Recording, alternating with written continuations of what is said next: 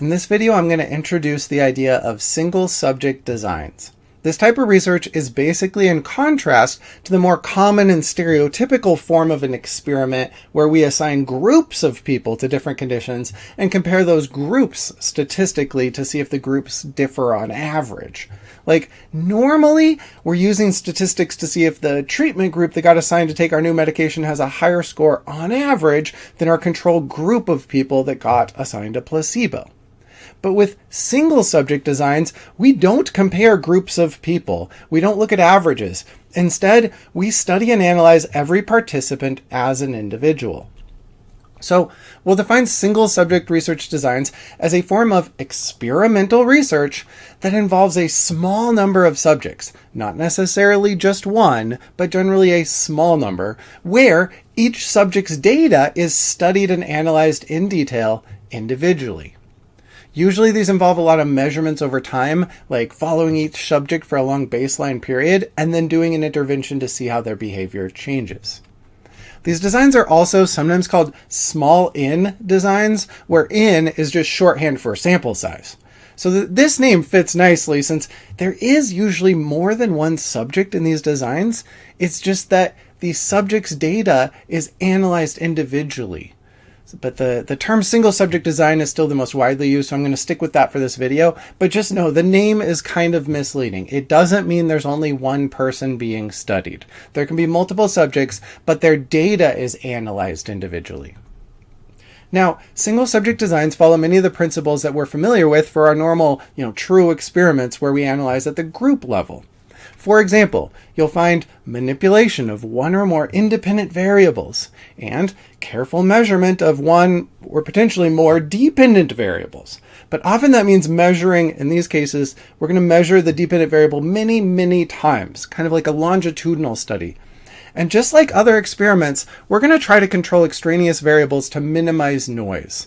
So like if you're measuring a behavior every day for 2 months prior to instituting your intervention, you're going to take those measurements maybe at the same time each day and using the same operational definition and measured by the same experimenter and so on to kind of control those extra variables. The best analogy for what we're doing in these designs is it's kind of similar to within subjects design that you sometimes see in research where we're comparing groups. In within subjects designs, you might recruit a bunch of people and have some of them take your drug for a month while others take a placebo pill for a month, but then everyone switches and goes through the other condition for a month. Like what we'll see with single subject designs, they're similar in the sense that the subjects will all give us some baseline or control data, that's basically their control, and then they all will end up getting the treatment or the intervention, so the manipulation of the independent variable. But then in this case, with single subject designs, we might also have people go back to baseline, or go to baseline and then go to treatment, then go to baseline, then go to treatment, and in all these cases, we're going to keep measuring them over time, including after the treatment. So that's where it's a little different than these group level designs within subject designs. So the reason single subject designs are different from within subject designs is that within subject designs, we're analyzing things at the level of the whole group. We're lumping together all the participants. So we'll average out the subject's measurements in each condition. So we're comparing the mean score at time 1 to the mean score at time 2, like the average in the treatment condition to the average in the control condition. But single subject designs don't take group averages, and we don't compare subjects to each other statistically. You are literally reporting each person individually. As you'll see, we graph each person's data individually on its own graph. Basically, you're comparing each person only to their own behavior over time. So what does that look like? What's an example of a single subject design? The simplest style of single subject design for us to understand is what we call a reversal design. So these designs involve switching back and forth between baseline and treatment, or maybe even different treatments, but doing that over time. And by baseline, I mean the level of the behavior, the level of our independent variable without any treatment. So this is basically the subject's control condition. So in this kind of simplified example in the graph below, we've just started measuring some child's frequency of disruptions, so disruptive behavior, like during a school day. And we measured it on day 1 and day 2 and day 3. So we're taking repeated measurements in this baseline condition, sort of control condition, just to get an idea how common disruptions are for this kid prior to doing any sort of intervention or treatment, prior to manipulating an independent variable. So what we've got here is this baseline level of the behavior, then we can institute our change and see if his behavior changes as a result. So you'll often see these reversal designs, you'll see written commonly in a form like this, an ABA design, or an ABAB design, or you can keep going, ABABA design, where each of the A's just means a period where you're measuring baseline behavior, meaning when there's no treatment being done, and the B represents a period where you're measuring the behavior during treatment. You are doing the treatment or the intervention or whatever the manipulation of the independent variable is. So for each of these stages, for each A or B in the format above, we're going to be taking multiple measurements. And this helps with issues of like day-to-day variation so that we can get a more accurate idea of how varied their behavior is at baseline or how varied their behavior is during treatment, which is going to help us decide if any change that we see is big enough and consistent enough that we'll consider it significant and real. And what we're looking at in a lot of cases is like whether the behavior drops back to normal when you return to baseline, whether it goes back to what it looked like in the baseline when you switch back to the A phase, the baseline phase. So this kind of design is going to work best for interventions that don't have lasting effects, because we have to be able to reverse back to the baseline. So this graph just continues the example I started before. The periods here labeled A, those are our baseline periods, where we're just measuring how many disruptions this kid causes. But the B phase here involves many days where we're instituting something new. In this case, the treatment might be praising the child for acting calm. That's the thing we're testing. Does that work? Does that help for this kid? So we're looking to see whether the behavior consistently goes down when we're doing the praise treatment, but not when we're not using praise, not in the baseline conditions. But obviously, the evidence will be stronger here if we did more reversals. So in general, the more reversals, the stronger the conclusion for this type of reversal design, assuming that we keep finding the same pattern.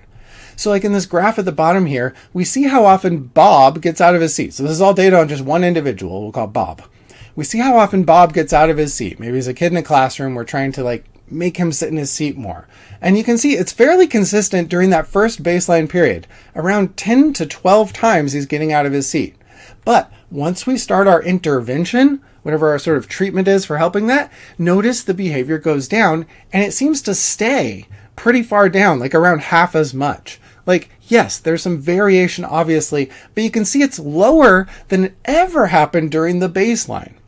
Likewise, when we stop our treatment and go back to the old ways, his behavior goes back up to around 10 to 12 each day. And when we do another period of our intervention, we reverse back to the B condition, so to speak, he goes back down to a lot less of the behavior. Now imagine we did this flipping back and forth, 4 or 5 reversals. So something like an AB, AB, AB, AB design. If we keep seeing that same thing, this is really great for ruling out one of the biggest threats to internal validity, which is the history threat. It rules out the possibility that Bob's behavior is changing due to coincidence or due to outside events that are occurring in his life right when we start the treatment. And that's especially true if we're instituting the reversals on a somewhat randomized schedule so that it's unlikely to coincide each time with something else happening in the kid's life. Now, to be clear, confounds are still possible here. Like during our experimental treatment, we might be changing other things than just the treatment we intended to.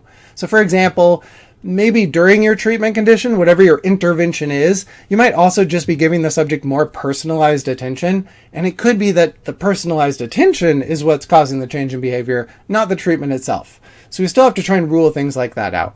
And like I said, there are some inherent limitations to reversal designs, like the fact that they only work well when the treatment doesn't have a long-lasting effect.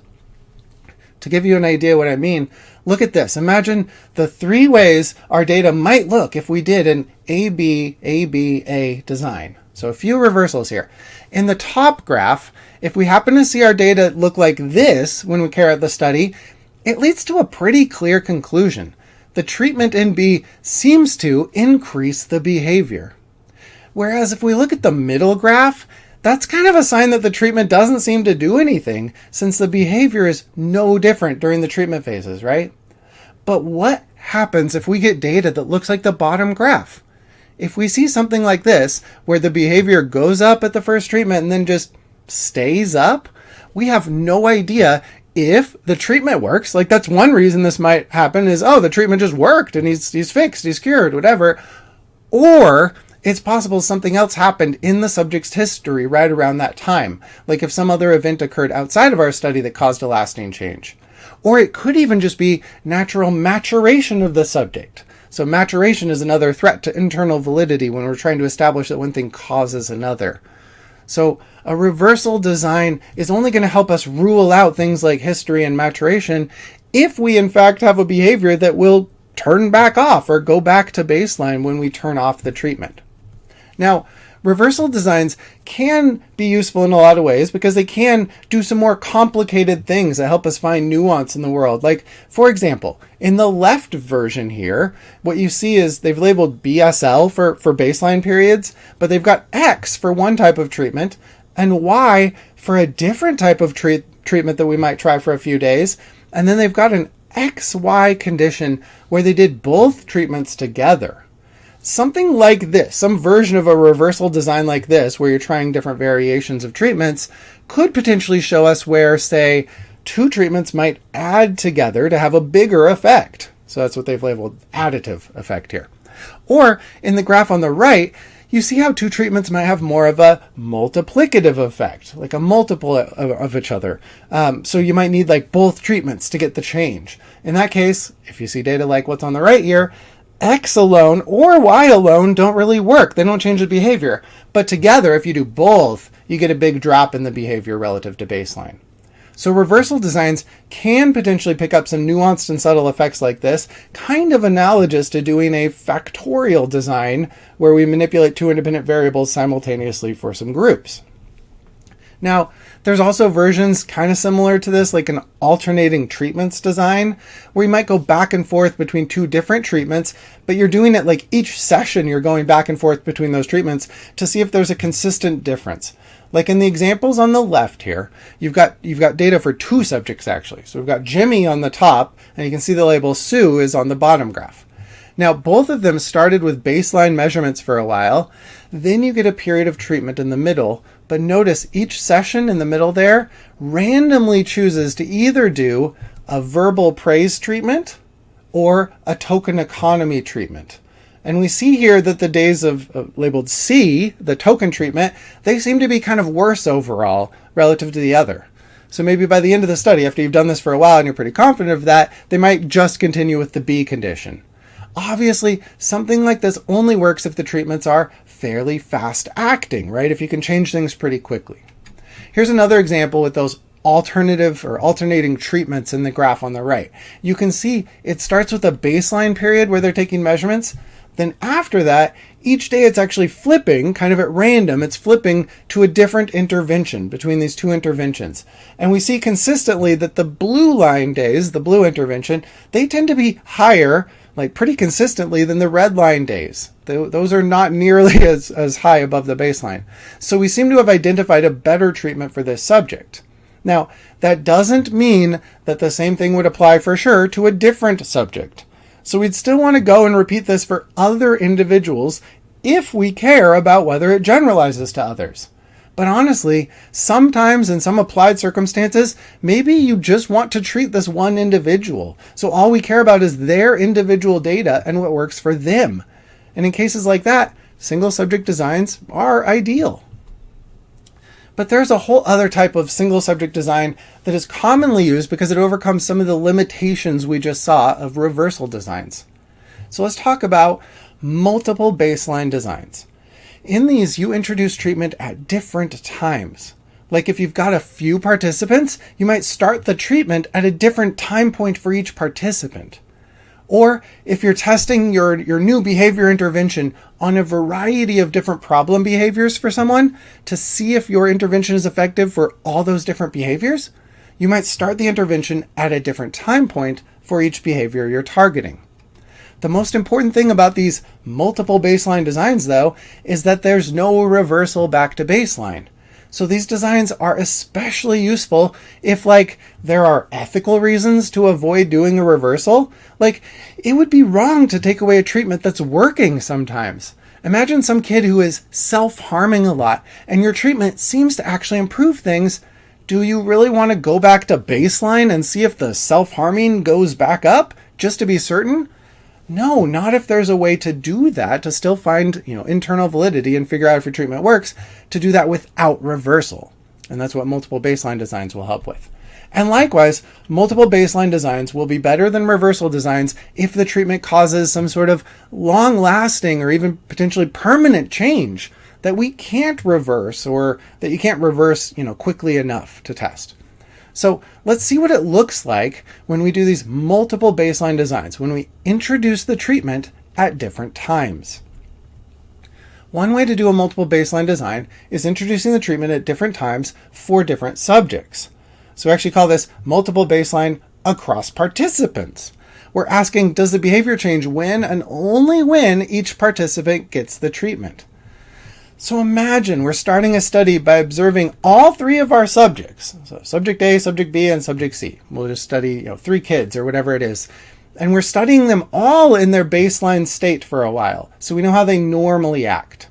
Then at some point, after a while, I'm going to introduce the treatment, but only to subject A, not the others.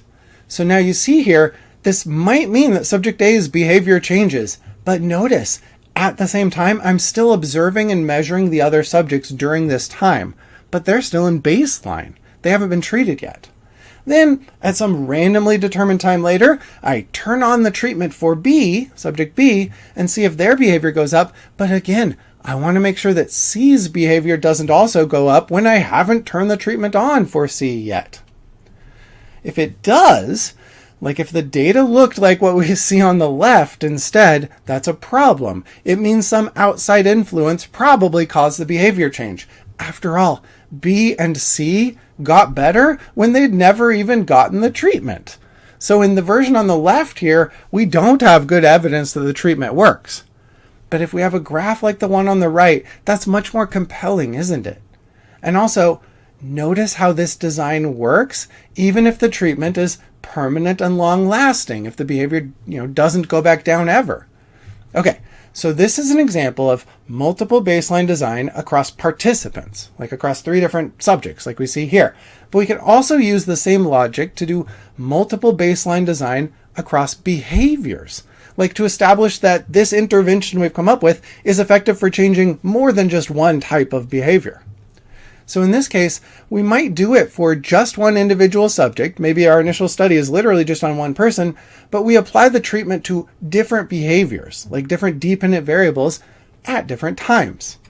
So for example, we want to know if giving stickers as a reward works well for little kids to increase desired behaviors. Or maybe even just for this one kid, we want to figure out, will stickers work to change the behaviors we want, to make the behaviors we want happen more often? So if that's our research question, we might first start giving stickers for, let's say, hand-raising behavior. That's our first DV. And then later we'll start also giving stickers for a different behavior we want, like reading behavior. And then later we additionally start giving stickers for sharing behavior. And we want to see if a given behavior changes only and specifically when the stickers start being given for that behavior. So graphing the data might look kind of like this. Again, this is all just for one participant now, but I am watching 3 behaviors on this participant over time. So behavior 1 is the top graph. Maybe that's the hand-raising behavior for this child over time. Behavior 2 in the middle might be his reading behavior over time. And behavior 3 on the bottom might be sharing behavior, right? Once again, I'm going to measure the baseline level of all 3 behaviors. Watch it for a while, see what it normally is. And crucially, even once I start the sticker reward intervention for the first behavior, I'm going to keep measuring the baseline level of the other behaviors. Then, after a while, again at a sort of random time, I add the sticker treatment to behavior 2, but I don't do it for the third behavior yet. And hopefully I don't see much change in behavior 3 until finally I then add the treatment to that behavior. So once again, if each behavior only changes when we actually institute the intervention, it suggests it's the intervention that's causing that. So that's a multiple baseline design, but across behaviors rather than across participants. We could also do the same idea across different settings. Like, imagine I've got a kid who's doing some problematic behavior like aggression, and I want to institute an intervention to decrease his aggression. I might observe his aggressive behaviors in 3 different settings. Like, I'm measuring his aggression at home, at school, and on the playground. So I'm measuring all 3 of those over time. And then I start an intervention in just one of those settings first. So whatever my intervention for aggression is, I might first just start applying it, say, at home. And I want to see if aggression goes down in that one setting, but not the others. And then I might add it in a new setting after a while and start doing it at school, see if the behavior goes down specific to just that setting, and so on. And again, you'd start the behavior at the 3rd place, like the playground, or 4th place, or 5th place, right? It doesn't always have to be 3. So that would be called a multiple baseline across settings design. It's the same idea. You are instituting the treatment at different times, somewhat randomly or unpredictably, and then you kind of stagger those treatments over time, and you verify that the dependent variable only changes when the treatment is happening, when the treatment has started, and not in the other baselines when no treatment has happened yet. Now, regardless of whether we're talking about reversal designs or multiple baseline designs, all of these single subject designs have a few things in common that are good to recognize in sort of the big picture view. So first, these designs can be really powerful when individual differences matter. Individual differences are important for a lot of things, and those are often completely masked or unnoticed in group studies where we're averaging out the data in each condition, averaging out and ignoring individual differences as noise in those traditional types of studies. Now, another limitation is that these designs in general are best at finding kind of strong and consistent effects, but they're worse at finding weak or small effects. Like, think about it this way. With a group design, I could gather 200 participants, or even 1,000 or 10,000 participants to get a lot of statistical power to detect even a very small effect. But with single subject designs, even if I'm taking 5 or 10 measurements in each baseline phase and each treatment phase, that's still just way less overall data. So it's harder to find subtle or small effects. And as far as deciding whether a difference is significant, one thing you'll find with single subject designs is that they normally don't use statistics. Or if they do, they use a very special form of statistics. So it's not t-tests or ANOVAs or Pearson correlations. In fact, a lot of our conclusions in single subject designs come from what's called visual inspection, from graphing out the individual's data. Is there an obvious and clear and consistent pattern of change in the data that can't be explained by anything other than the independent variable? So it still uses a lot of that same logic of internal validity. We want to rule out alternative explanations so we can be more confident that it's the IV that's causing changes in the DV. But in this case, we look at a lot of data points for one individual rather than pooling groups of people and comparing them with statistics. Which means the conclusions can indeed still be valid. Single subject designs, if they're done well, can still have good internal validity. But that confidence in A causing B, that confidence in the independent variable causing the dependent variable, it really only applies to those few subjects that we've tested. So that leaves the external validity question wide open. Do those few subjects represent the general population? Like, I've shown that my intervention works for Bob and for Sue, but does it work in general? And that requires replication, repeating the study with more individuals and maybe a more representative sample. But often we can't get to that stage until we can at least be confident that the treatment works for a few people. All right, we're going to stop around there for single subject designs. We have seen some pros and cons here, and sometimes single subject designs are better, or sometimes worse, than group designs for a given research question.